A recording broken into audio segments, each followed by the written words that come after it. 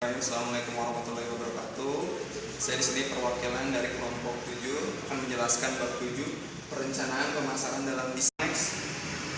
Oke, bagian A, definisi perencanaan. Perencanaan adalah proses mendefinisikan tujuan organisasi, membuat strategi untuk mencapai tujuan dan mengembangkan rencana aktivitas kerja organisasi. Rencana dapat berupa yang pertama rencana informal, ya. Jadi di sini rencana informal adalah rencana yang tidak tertulis dan bukan merupakan tujuan bersama anggota suatu organisasi. Jadi rencana informal adalah rencana yang tidak tertulis. Jadi rencana yang tidak tertulis atau yang tidak terfikirkan, ya, dan bukan merupakan tujuan bersama anggota suatu organisasi. Oke, next. Dan yang kedua, rencana formal adalah rencana tertulis yang harus dilaksanakan suatu organisasi dalam jangka waktu tertentu, ya. Jadi intinya rencana formal adalah rencana tertulis atau telah ditulis, ya. Jadi udah ada idenya yang harus dilaksanakan suatu organisasi dalam jangka waktu tertentu. Jadi ada targetnya, ya, jangka waktu tertentu dilaksanakan suatu organisasi, ya. Dan ada dari Stephen Robbins dan Mary Coulter mengemukakan 4 tujuan perencanaan sebagai berikut. Yang pertama, pemberian pengarahan baik terhadap manajer maupun karyawan non manajerial. Yang kedua, B, pengurangan ketidakpastian. Yang ketiga, C, peminiman pemborosan. Yang D, penetapan tujuan dan standar yang digunakan dalam fungsi. Selanjutnya yaitu proses pengontrolan dan pengevaluasian. Oke, next. Oke, bagian B, elemen perencanaan, ya. Yang pertama adalah rencana. Rencana atau plan adalah dokumen yang digunakan sebagai skema untuk mencapai tujuan. Rencana dibagi berdasarkan. Jadi intinya rencana ini adalah plan, perencanaan adalah dokumen yang digunakan sebagai skema untuk mencapai tujuan atau strategi untuk bagaimana kita bisa dapatkan tujuan itu, gitu, ya. Dan di sini rencana dibagi berdasarkan 4 bagian, ya. Yang pertama berdasarkan cakupan. Nah, berdasarkan cakupan ini terbagi 2 lagi, yaitu rencana strategis dan rencana operasional, ya. Rencana strategis yaitu strategi plan, rencana operasional yaitu rencana yang telah dioperasionalkan. Yang kedua berdasarkan jangka waktu, ya. Berdasarkan jangka waktu, yang pertama ada rencana jangka panjang, yang kedua ada rencana jangka pendek. Oke, yang ketiga berdasarkan kekhususan rencana direksional atau rencana spesifik. Jadi ini berdasarkan kekhususan dibagi 2. Dan yang keempat berdasarkan frekuensi penggunaan single use plan dan standing plans. Oke, next. Nah, yang kedua, hasil di bagian sasaran atau goal adalah hal yang ingin dicapai individu, grup atau seluruh organisasi. Sasaran dapat dibagi menjadi 2 kelompok, yaitu sasaran tujuan, sasaran yang dinyatakan organisasi kepada masyarakat luas. Yang kedua sasaran real, ya. Jadi intinya sasaran ini dibagi 2, ada sasaran tujuan dan sasaran real, ya. Oke, 2 pendekatan untuk mencapai sasaran. Jadi kita ada 2 cara pendekatan untuk mencapai sebuah sasaran. Yang pertama, pendekatan tradisional, pelaksanaannya manajer puncak memberikan sasaran umum yang kemudian diturunkan oleh karyawannya menjadi subtujuan atau subgoals. Yang lebih terperinci kemudian karyawan itu menurunkannya lagi kepada anak buahnya dan terus hingga mencapai tingkat paling bawah. Jadi pendekatan tradisional itu pendekatan dari berbagai unsur lapisan, ya. Jadi ada lapisan dulu di bawah kita, di bawahnya lagi hingga yang paling dasar atau paling bawah, gitu, ya. Itu pendekatan tradisional. Nah, pendekatan manajemen by objektif atau MBO, pelaksanaannya manajer dan karyawan bersama-sama membuat sasaran yang ingin dicapai. Nah, kalau pendekatan manajemen kita bareng-bareng, ya, bareng-bareng sama karyawan-karyawan, bareng-bareng kita buat bersama-sama sasaran yang ingin dicapai. Oke, next. Nah, C, peramalan penjualan, ya. Peramalan penjualan merupakan pemikiran mengenai banyak barang atau jasa yang dapat dijual dalam pasar dengan periode waktu yang dibatasi, ya. Ada 2 bagian lagi, survei pembayaran dividen, dan yang kedua keterbatasan untuk meramalkan. Nah, saya jelaskan dulu mungkin bagian yang pertama. Survei pembayaran dividen ini bisnis berskala kecil kadang-kala menghindari survei konsumen karena menurut mereka berhubungan langsung dapat mengganggu konsumen. Dan sekarang saya akan jelaskan bagian yang keempat, yaitu tidak cepat atau lambat mengantisipasi kemungkinan yang terjadi. Jadi intinya kalau kita tidak cepat menangani saat kendala-kendala ada di dalam bisnis, itu dapat menyebabkan yang namanya kegagalan dalam berwira swasta akibat kitanya tidak cepat tanggap. Oke, bagian yang kelima yaitu proses produksi masih kacau. Jadi intinya proses produksi yang kita lakukan terhadap perusahaan kita itu masih kacau, jadi tidak ada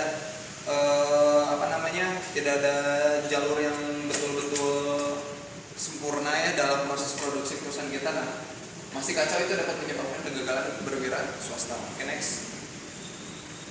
Nah, yang keenam yaitu sumber daya manusia atau SDM yang saya kira kenal, yang masih coba-coba. Jadi kadang di kita nih kalau kita mau melakukan bisnis atau usaha, sumber daya manusia atau SDM-nya itu kebanyakan masih coba-coba gitu ya. Jadi asal kenal kita masukin ke perusahaan kita. Nah, itu salah. Jadi yang harus kita lihat ini adalah spesifikasinya ya, kemampuannya, skillnya, keahliannya itu di bagian apa, dan itu yang harus diterapkan di dalam kebutuhan perusahaan kita apa. Jadi sesuai skill yang dibutuhkan ya, bukan karena kita kenal ya kan atau dekat sama teman itu kita masukkan. Jadi bisa dibilang itu sumber daya manusia yang masih coba-coba, itu dapat menyebabkan kegagalan dalam berwira swasta. Next. Belum balik lagi.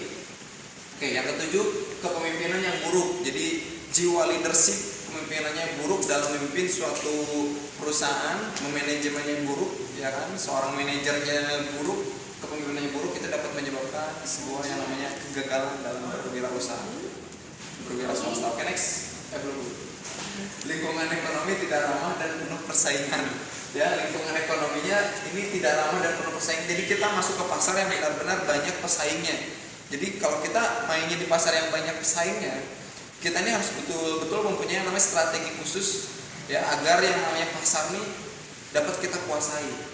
Ya, dan itu benar-benar sangat sulit ya kalau kita misalkan main di pasar yang sangat ramai. Jadi lingkungan ekonomi yang tidak ramah dan penuh persaingan ini sangat sulit dan dapat menyebabkan kegagalan dalam berwira swasta. Yang kesembilan, kurang pengetahuan manajemen bisnis. Jadi kita nih pengetahuan dalam manajemen bisnis itu kurang ya, kurang dalam pengetahuan, kurang wawasan, kurang ilmu. Jadi kita tidak dapat memanajemen perusahaan yang kita miliki ya. Dan yang ke-10, tidak ada dukungan keluarga. Jadi keluarga pengennya A, kita pengennya B ya. Misalkan keluarga kita pengennya kita sebagai pegawai atau pekerja, kita sebagai pengen menjadi pengusaha ya kan. Jadi faktor internalnya dari keluarga tidak mendukung, itu salah satu penyebab yang dapat menyebabkan kita gagal dalam berwira swasta ya. Jadi inilah 10 yang dapat menyebabkan kegagalan kita kalau kita melakukan usaha atau berwira swasta. Jadi kalau teman-teman ingin melakukan bisnis, ingin buka usaha, harus yang namanya perhatikan 10 poin ini dan hindari 10 poin ini ya, harus sigap tanggap. Oke, next. Oke, ada penyebab kegagalan usaha yang dilatar belakangi atau berkaitan dengan produk dan pasar, antara lain ya. Ada 6 di sini. Waktu peluncuran launching produk yang kurang tepat. Jadi mungkin waktu peluncurannya kurang tepat ya, launchingnya kurang tepat. Misalkan kita mau launching jas hujan ya, jas hujan anti air, bahannya benar-benar luar biasa bagus dengan kualitas yang luar biasa, tapi kita launchingnya di musim panas, kan kayaknya nggak cocok ya. Jadi kita harus launchingnya itu di musim hujan ya, langsung tes juga, dicoba juga kena air tembus atau enggak, bocor atau enggak gitu. Itu contohnya. Oke, yang kedua, desain produk tidak sesuai dengan kebutuhan. Jadi desain produknya tidak sesuai kebutuhan, misalkan apalagi masyarakat atau konsumen. Misalkan kita mendesain produknya agak norak, misalnya agak norak atau tidak keren, tidak modern, ada agak jadul, mungkin banyak konsumen tidak suka sama model itu, akhirnya desain produk kita ini nggak laku di pasaran gitu ya. Terus produk tidak memiliki keunggulan khusus. Jadi produk kita ini nggak punya keunggulan khusus. Apa sih lebihnya keunggulan produk kita dibandingkan produk lain gitu kan? Apalagi produknya sama, misalkan ya sama-sama odol misalnya, tapi kita nggak punya keunggulan khusus, udah pasti kita kegilas gitu ya. Dan yang keempat, strategi distribusi atau pemasaran yang tidak tepat. Jadi strategi distribusi atau pemasaran yang tidak tepat ya, strateginya kurang tepat ya, itu dapat faktor pengaruhnya besar sekali agar kita gagal ya. Tidak mampu mendefinisikan usahanya. Jadi kita tidak mampu mendefinisikan usaha kita apa. Posisi produk tidak jelas dalam pasar. Jadi posisi produknya ini abu-abu, jadi nggak jelas dalam pasar. Oke, next.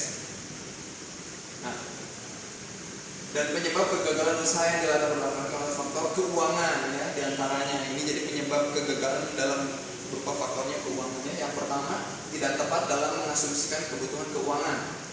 Ya, dan yang kedua, terbelit utang akibat modal yang dipinjam tidak sedikit gitu ya. Terus tidak mampu menembus produk dengan harga rendah. Yang ketiga ya. Jadi lagi yang keempat, tidak mampu menembus produk dengan harga rendah. Jadi kita memasuki pasar yang lain harganya pada rendah, kita ngejual harganya mahal.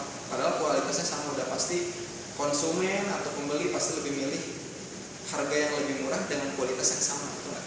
Ya. Yang kelima, harga jual terlalu tinggi, tidak kompetitif.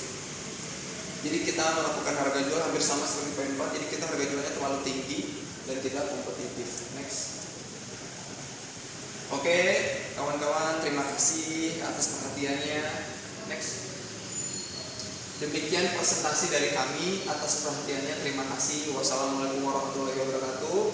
Ini dari mata kuliah motivasi kewirausahaan kami dari kelompok 7 yang beratasnamakan Dewi, Yuni, Wijaya, dan Ridwan. Saya sendiri. Kami dari kelompok kelas dari karyawan B, manajemen S1 STEMBI, Bandung.